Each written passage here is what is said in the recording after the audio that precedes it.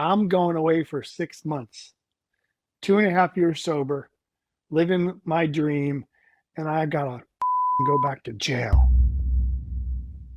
Pled guilty, and Judge DePasquale said, Mr. Kaplan, I think the transcript goes something like this. Well, I hear you on your plea of guilty. Clearly, the person standing in front of me today is not the same person that committed these crimes. Therefore, I cannot hold you accountable, and I have no decision other than to dismiss this case. And that was the day that I got a second chance at life, a third chance, a fourth, my last chance at life. And from that moment on, it's been, let's fucking go. Welcome to the Founders Journey podcast. Inspiration, education for founders by founders.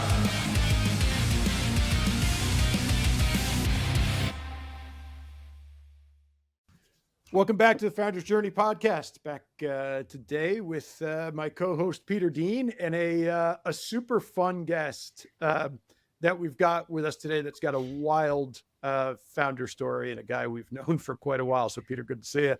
Why are you laughing when you say we've known Kris for a while? Because we've known Kris for a while. I know. He's been part of our lives, like in a meaningful way, like in a really meaningful way.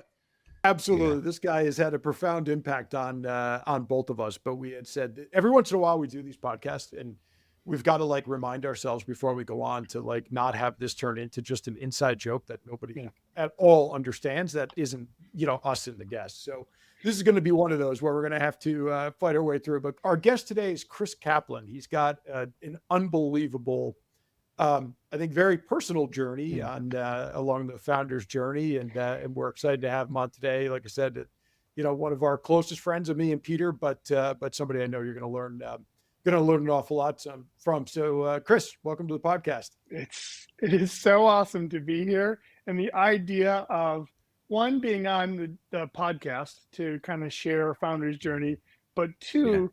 But now you put boundaries in that there can't be just a shit show of inside jokes. My brain's exploding. We could go Kris, this way, or I could just casually drop bombs every once in a while, which is probably what's going to happen. You can do that, but we just need to explain what it means. Oh, so yeah, there's a backstory. That's right. That's fine. And then if we decide we're not going to explain it, we'll just have editors cut it out. We've also told a complete. A guy who's completely incapable of following rules to follow the rules. So we'll see how that works out. A guy who is completely incapable of following rules is telling me to follow rules. This is my podcast, man. Wow. Do as I say, not as I do. Yeah, that's right.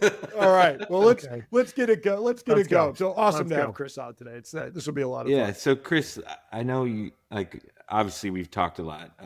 The backstory is that Kris, Greg, and I have done Ironmans together. In fact, it was like founders doing Ironmans together, and all the conversations when we were walking on River Road or whatever we were doing, running. We're kind of about this stuff. And so that's where the idea of this podcast came up. Why don't you tell us, obviously we know it, but tell our audience about your founder's journey from the beginning with Kris and co, and then kind of how that's evolved for you. Sure. I'll go back really far. This is what 35 years of sobriety looks like. I get to live my best life.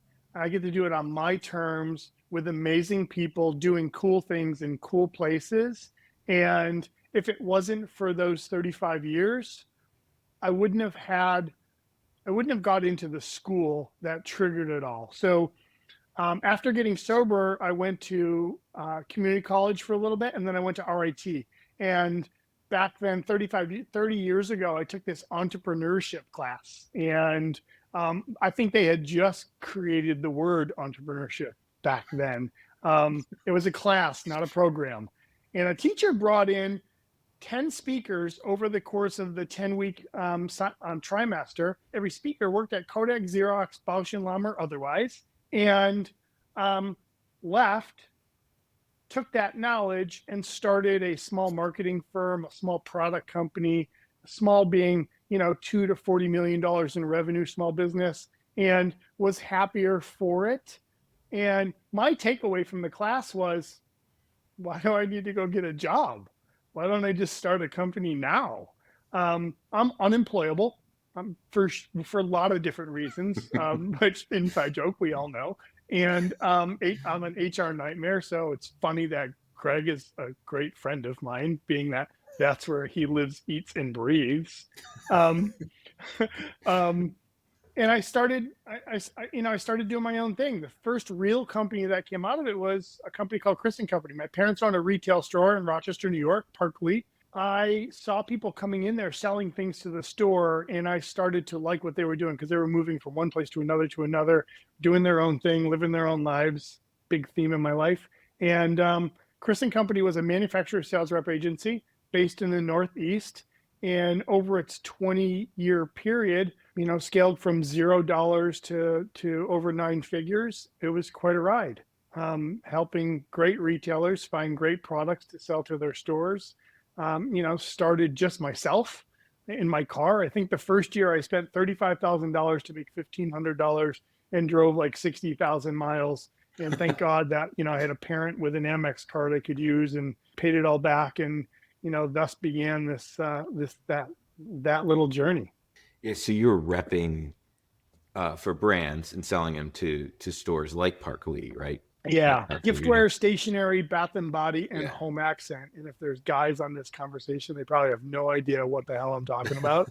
But if there's fabulous women on here, they know exactly. And guys, just buy that stuff for your girls. They'll love you. Yeah. So, Kris, go back one layer before, because there's a part of the story. You made this quick reference to 35 years of sobriety. And one of the things in getting to know Kris over the years that we have is how remarkable this story is, because you're understating what really happened there, like why you got sober and sort of what was happening before. And you really start to get a sense of like what this trajectory really looks like. So sort of, if you're listening, stick in that 9-figure thing in your mind. Now listen to this part of the story. Yeah. So let's go backwards a little bit. Let's go to 13 when I had my first drink and I realized, oh my God, there is all the courage and beauty and smarts and everything that I didn't think I had. I mean, I do now, duh. But I didn't, like, I was just like, I was an only child of a single mom, didn't know my father, raised, spending summers with my grandparents, complete misfit, didn't know where I fit in, completely unhappy with life. And I had a drink and I was like, oh, what the heck is this? It didn't begin a journey of alcoholism. It began a journey of like curiosity. Later on, come high school, I started getting high a little bit.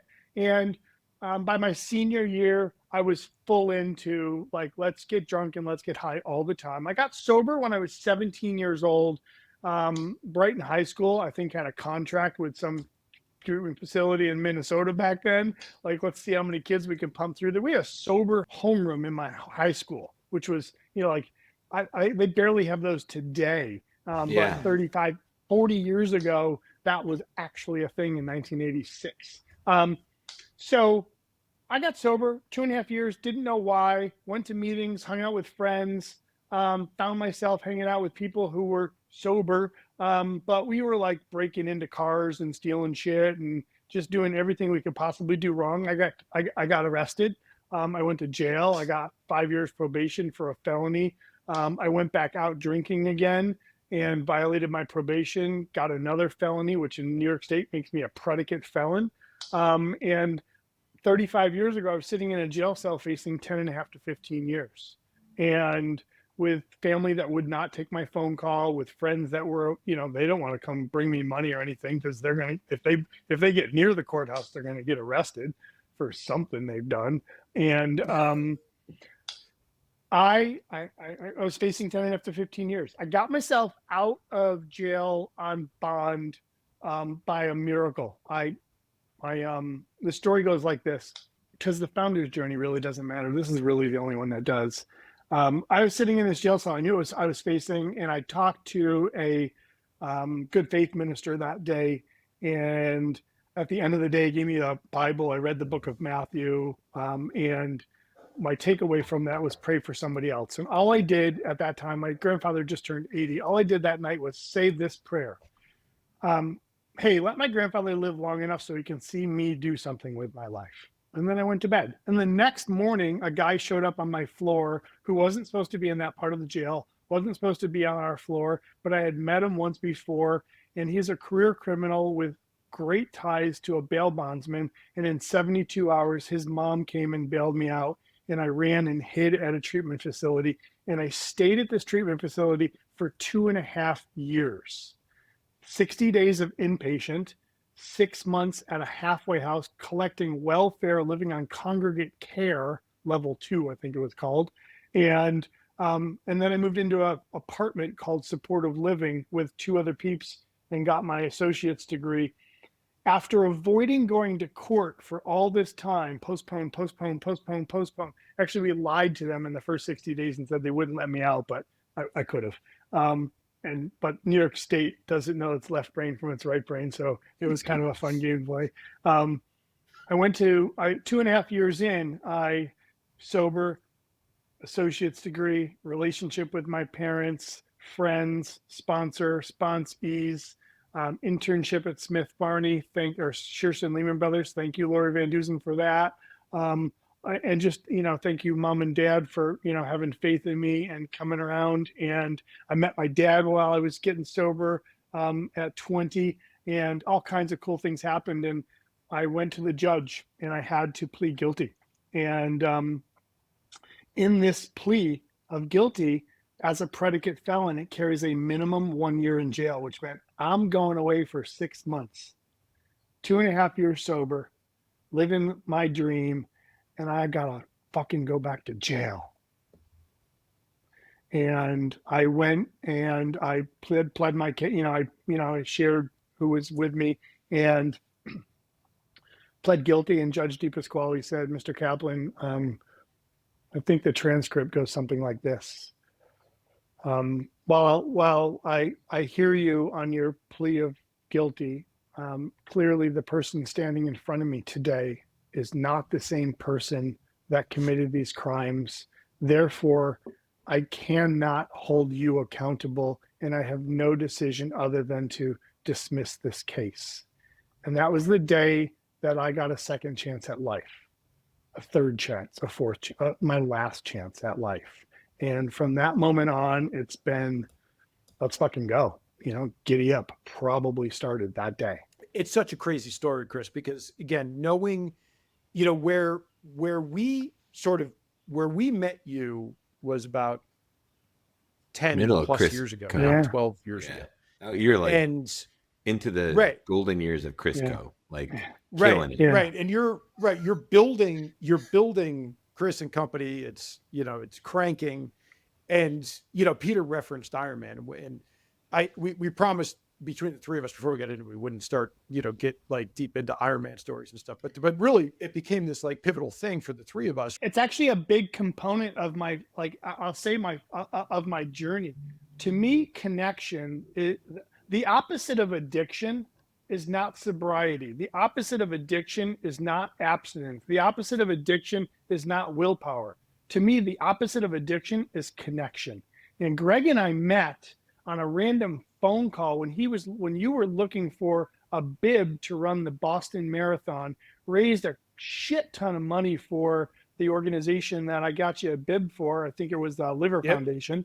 And, we trained, you came to Boston and we did some training for that. We ran the marathon together and this connection formed. And absolutely forever grateful for that, because this whole journey is about connect. My first core value is real relationships. Connections matter. And the remarkable thing about that story, and I think, and this is where I was going with the question, Kris, the remarkable thing about that story, and now you're out of Kris and Co. You've now started a new business we'll talk about in 1 second. The recurring theme here, one of the things that Peter and I talk about in this podcast all the time, is the importance. You're using the word connection, community, whatever that is, right? Mhm. Because the role of the founder is, I mean, we talk about this, the founder's journey as being, like we said, this, I think it's easy to think about it as like a business journey, but it's such a personal journey, right? And that connection, that community of founders is so important when you're growing this thing. And, I reference Ironman because one of the things in Ironman, whether you do marathons or you ride your bike or any kind of endurance sport or golf or anything like that, it's that time when you're going along and you're spending huge amounts of time with other people that you sort of form these connections and you talk. And so much of the success that I had in my last business, whatever, success that was, conversations, that journey, right? That sort of Ironman journey was the three of us. And a lot of times on 20-mile runs and 100-mile bike rides and things like that. And it's After the amazing 100-mile sort of the bike connection ride. you start to form. But a lot of that, was the advice that you were giving me, and I know I speak for Peter too, at the time, right? In growing our businesses. And you've taken that now into your own, into his Soul coaching. Christian. It's your fault. His coaching started on the But run. It's a positive blame. I mean, I've shared this a number of times. I don't think I've shared it with the three of us, but so I'm running Kris and Company. I love it. It's going good. It's, like I'm probably nearing my end there at this point in time because it runs without me. I've put a good system in place in it. I've got great people. I took off 6 months to build a house for my family and came back, and the company was running better than it was when I left before I was there. So like that was super telling.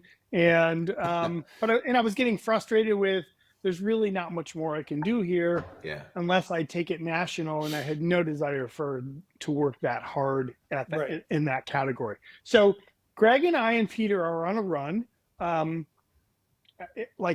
think it's the same day. Like we started that morning. I had 2 left Mizuno Wave Runner 4 shoes with me, black, because I quickly packed and grabbed 2 left shoes. And we went to the store. Yeah, we went to the store, and that's when we learned about this like new and emerging brand of shoes called Hokas, which looked like you had you guys were like teasing me that I had like hospital shoes on, and it felt like I was running with a couch on my foot, and was super comfortable and light. But nobody knew what Hoka was back then. And you guys gave me so much shit that day for those goofy ass looking shoes. And I bet you one of you's wearing a pair right now. I don't have them on, but willing to bet still one of you has a pair on. That was during the minimalist time. We're like, this much. Everyone listening to this podcast has them, and they think that they were the ones who found them. No, that's not true.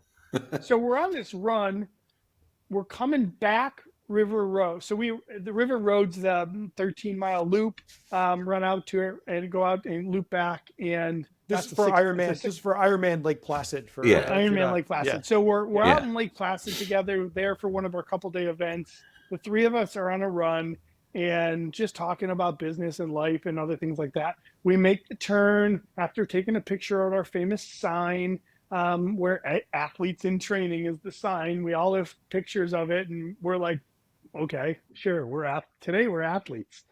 We're running back, and there's this point where River Road turns, I think, to the right and then to the left. And as soon as you turn left, I know the spot. Mm-hmm. Greg says to me, "Hey, you should come and run one of my sessions for me." Now, I've never run a planning session in my life before. I've had them. I've had coaches come. I've been part of them. And he's like, "You should come and run a session. You should run a planning session for my company, check.com at the time." And I'm like, "Oh, okay." I don't even know what that means, but sure. We're just gonna go hang out, and run. Like a true entrepreneur. I'm like, sure, I can do that. And I go home and I take Scaling Up, which I've been using to run my business, and kind of dumb it down a little bit because it's Greg we're talking about, and simplify things down to a half a page plan instead of a 1-page plan. And I came to Saratoga Springs probably 3 months later, I think we did a half marathon that morning first. Mm-hmm. And then we had a 2-day planning session. And which I think we put in like some cool values or litmus tested and a cool new purpose and kind of drove this is like we got some cool stuff dialed in. I'm driving home from the 2-day event and I call my wife at the time, Kim, and she's like, how was it? I'm like, I have to sell the company and do this for a living. Those are my words. So you like really kick-started like K2, my version 2. It took a little while longer to find a buyer, sell the company, and move full-time into this. But shit, that was like 12 years ago. Yeah. Unbelievable. And now, so now go kind of move, we move from Kris and Code, then, you have this experience and it was a defining experience, not only for you, but for our, company as well. A lot of that stuff that we did that day became the foundation of building check.com, which became Outmatch, which became Harvard. And this stuff probably still exists today, right? It's just remarkable what it, from that point when we had a few people, to the point that it became with 400 people around the world and stuff, that stuff continued. And really, you end up starting K2 now as part of Cruising Company, right? And providing that, that's your business today. That's what you're doing. Right? Yeah. Helping entrepreneurs run better lives and build better companies. One of the things I learned in my journey building Kris & Co was that, I had young kids. I was active. I was doing all these things in the entrepreneurs organization, and I wasn't taking care of myself. And when I started to take care of myself, when I start physically, mentally, emotionally, spiritually, other good things started to happen exponentially easier and faster. And the Ironman journey was just one of those, right? Yeah. And as I did that, I started to become less tolerant of those who would say things like, I don't have time for that. Or, I can't fit that into my schedule. And it's not so, time management's not a thing. Priority, it's choose your priorities and stick with the main thing. But it was that Ironman journey that really got that super dialed in. And as I was doing that, so training for Ironman, raising kids, running a company, selling a company, learning something new, and still, and going to AA meetings and living a good life, I thought there's so many entrepreneurs that could benefit from pausing their growth mode for a second and focusing on themselves. And it's probably the rest of my life's work to be focused on that. Yeah, because you made a really important point when you were talking about your business. You said that it's about the person, and you just obviously strengthened it. But what about that? You think is the key? If this is one of your biggest learnings, what is it that you kind of mentioned it? What is the most important thing about self that drives your ability to create outcomes for a company? I'm super dialed into my purpose. I'm super dialed into my core values, and my vision forms as with those two things, keeping it aligned and keeping the boundaries. And as I live and breathe in that, anything I touch work-wise or connection-wise or other just works. It's a no-brainer. It's a legit no-brainer. Yeah. Now I've done things that are sold a lot, made some good money and been miserable because I wasn't focused in on those. So put your mask on first. As I take care of myself, that's the example that I set for everyone else. And the exhaust is your success at whatever you're doing, is what you're saying. Yeah. Because it's a product of it, right? I build better teams when when I take care of myself, I understand the importance of my teams taking care of themselves. And if I can build teams that are taking care of themselves first, and then, and then they're in the right seats doing the right things right, then we build great companies. Yeah. So I'm having like a deja vu moment because these are the conversations that we had in the middle of an Ironman race when Kris and I are walking down River Road together. Like, this is what we talked about. Like, we're not talking about, hey, we're going to finish. We're like, hey, what's going on? Like, hey, like this is going on with me. It's a great validation. I think probably for me and for all of us, that what we're like, I like being part of the group that we talked about stuff and then we went and did it. Because a lot of what you're saying, right, is I 100% agree with it. I've lived it, but it's contrary to the advice that I think a lot of people get when they enter the startup world, right? Yeah. Where, no, you've got to be working 16 hours a day, 7 days a week, doing what you're doing. And you've always kind of called bullshit on that. Even in the earliest days of Checked, I mean, you've always called bullshit on that. How do you square that up? How do you what do you tell a founder who's getting that advice all the time? There's something else going on. If I think my words were, well, I know what my words were because I've said it now 1,000 times. If you work more than 8 hours a day at your job, you probably suck at your job. Is there a point though, Kris? Like, early days startup, you're trying to get a product to market or something like that. Do you think that's still deadlines that you work a is day there or two? Balance? Right? Or like how do you there is, right? Like early on, I might not have a lot of money to be able to hire people. Early on, I might not have any traction with, I might just, especially if you're a SaaS company and you're coding something and trying to find what your niche market is. And, like if everything's important, nothing is. And that's a problem. We get addicted to possibilities. Dopamine comes from having a wealth of possibilities. Yeah. And it's highly addictive, right? You can get it on the internet, or you can just, you can be an entrepreneur and yourself. Have one person tell you that they like something, and it's hard to get out. It's hard to get out of. I think it's a this infinite shit show. Like works, fails, doesn't work, and we get a little bit of juice, and then we get kicked to the curb. And so it's, when the main thing becomes the main thing. So if you have a main hustle and then you have all these little side hustles, but your main hustle is really not a main hustle, you have distractions. Right. And I don't know. I'd like to always challenge any entrepreneur working really hard to at least take care of themselves physically first, right? Get 8 hours of sleep, drink a gallon of water a day, be outside in nature, and eat healthy.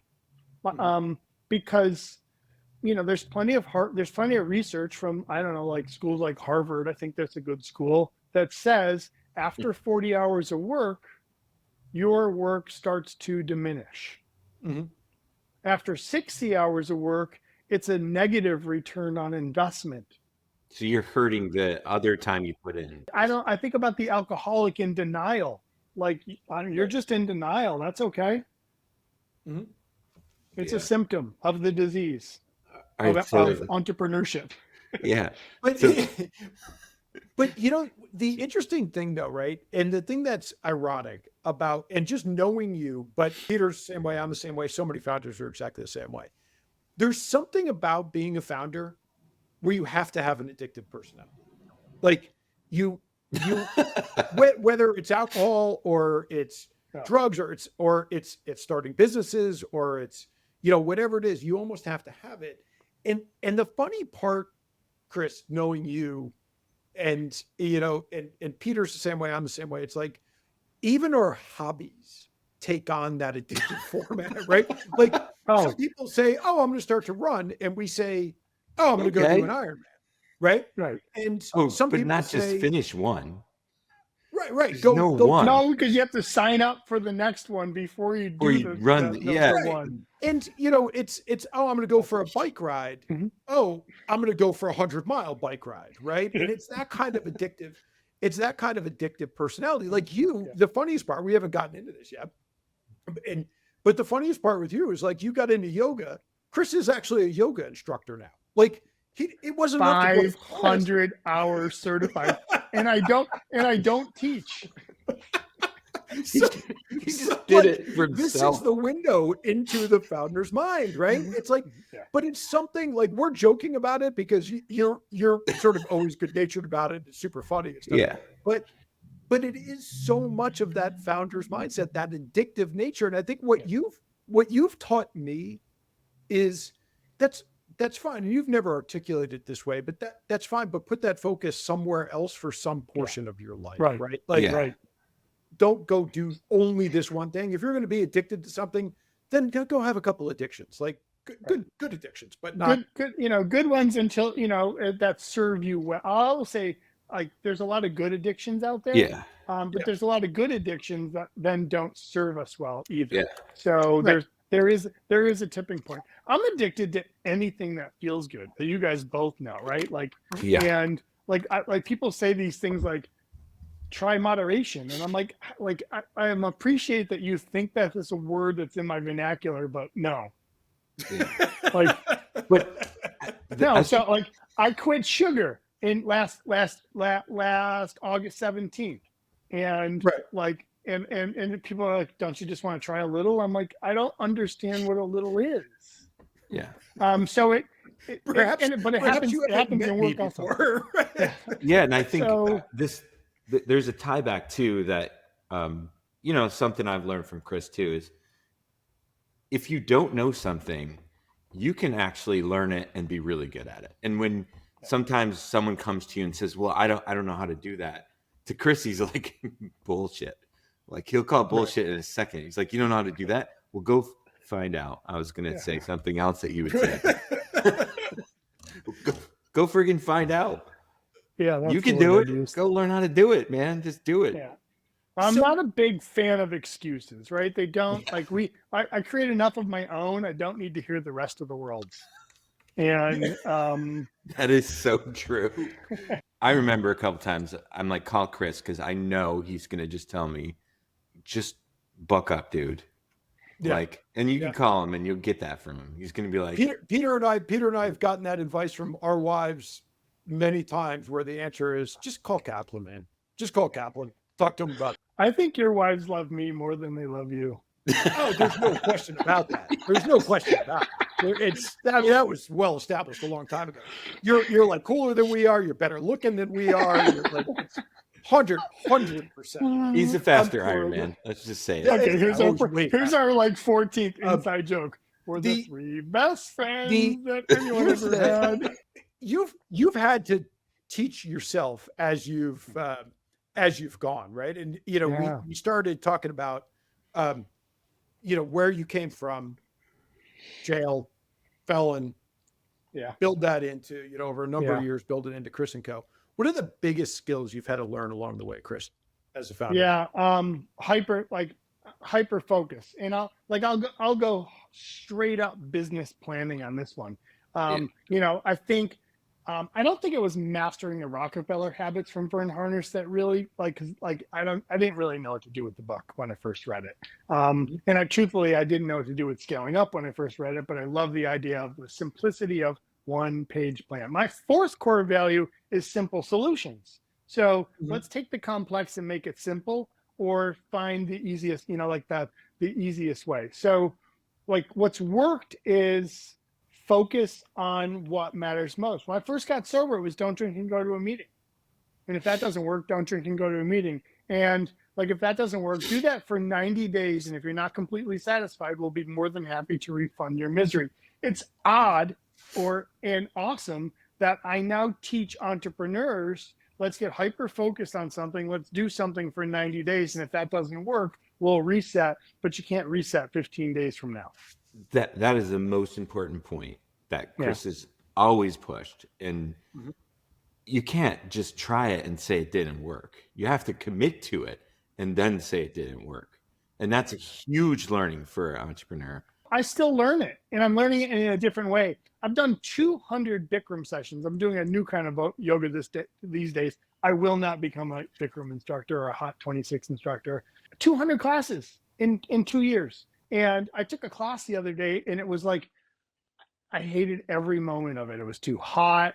I was too tired. My heart rate was racing. I couldn't get comfortable. And I had this like epiphany of like, people go and do things and they don't like it. Oh, wait, this is just like going to a meeting. I've been to 5,000 AA meetings in 13,000 days. And I've been to 1,000 crappy meetings if I had to be judgmental.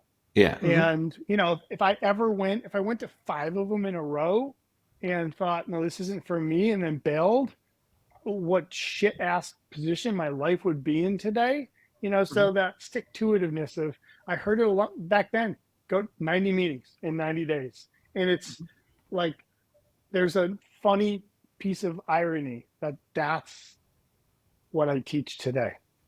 Yeah. Yeah. That connection for me is like, just, you know, gold. The curse of the founder is we're so sort of always so future focused, and so averse to wasting time, but that what we view as like wasting time is momentary, right? It's like, it's, you know, Sure. Like Peter said, oh, I did this for the last 3 days. It's not working. Well, what if you didn't learn anything, right? Yeah. Like Right. You didn't commit you to learned it. nothing. But with 90 days, we pick the goal, right? And we can adjust the things we're doing to get to that. But, you know, we don't adjust the goal. We try not to adjust the strategy. If we truly prove something out that works, then we double down. If it's not working, we try something else. Yeah. And it's that, I think the second thing for me to learn was like, don't just think about it. Go do it, test it, and figure out what works. And I like this idea of overthinking things. I'd actually challenge and say most people don't overthink things. Most people underthink things and just rethink the same thing over and over and over and over and over again, and keep getting the same shitty results. Like, we go out and do. Right. Go do, fail, learn, go do, fail, learn, go do, win, pour gas on that. Mm-hmm. Yep. It's such it's a great point, right? You hear, you know, I've had this conversation with a lot of founders before, you know, well, I've been doing this for 15 years. I know what I'm doing. And, you know, I've found myself actually saying this to a couple people, you know, before. Have I been doing it for 15 years, or been doing the same thing? You know, I've been doing 1 year 15 times, right? And because that's a lot of times what you see, right? Where it's just, you're not learning. You're just repeating the same exact mistake over and over and over and over and over again. And, you know, and obviously nothing is changing at all, right? It's just, you're just getting the exact same thing. And I think so, but that 90-day cadence makes a lot of sense, right? Because you are allowing for the learning, you are allowing for changing, you're allowing for the pivot, just not immediately. Right. Yeah, somewhere in commit to between that 15 years or quitting after 3 years. So I'm afraid to ask this question. Good. Of Kris, the normal question we ask. This means it's good.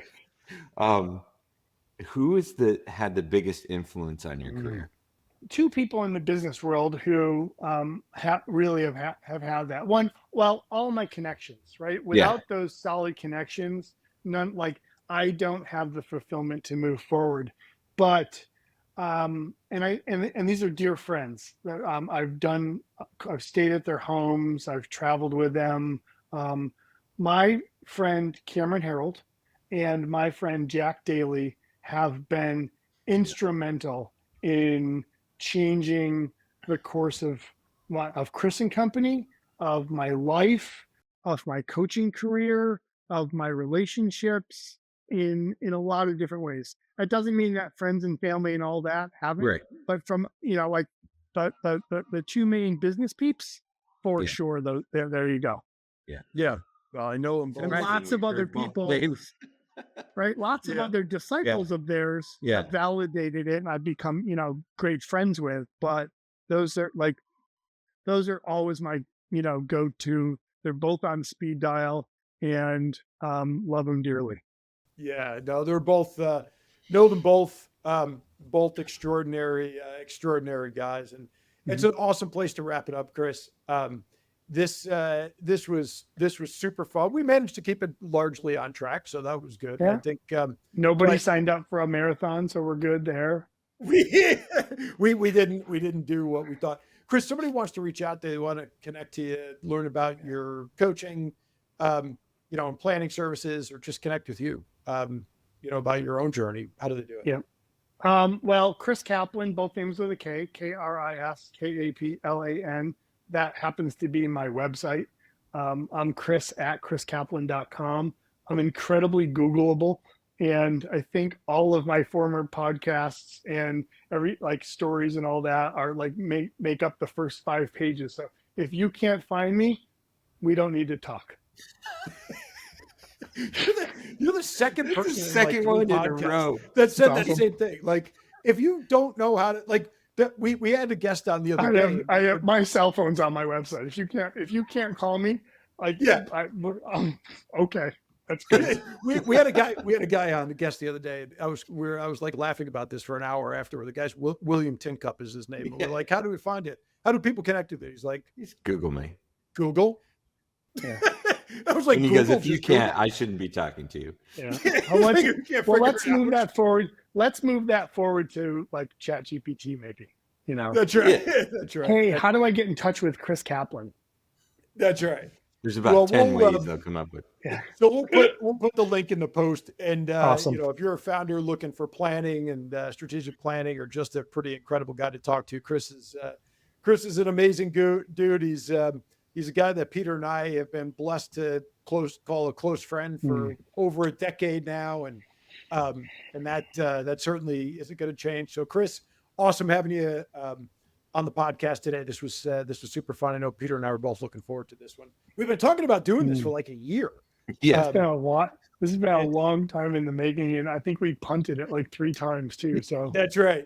But we made it happen. Awesome to have you on, Kris. See you next time on the Founders Journey podcast. As always, if you like it, share it, comment, wherever you're listening to it, leave a comment and leave us a review as well. That helps get the word out. And of course, just share it with another founder if you think they can benefit. And if you're on one of the platforms, you can subscribe as well on YouTube or Spotify or Apple or any of the major podcast sites. So we'll see you next time on the Founders Journey podcast.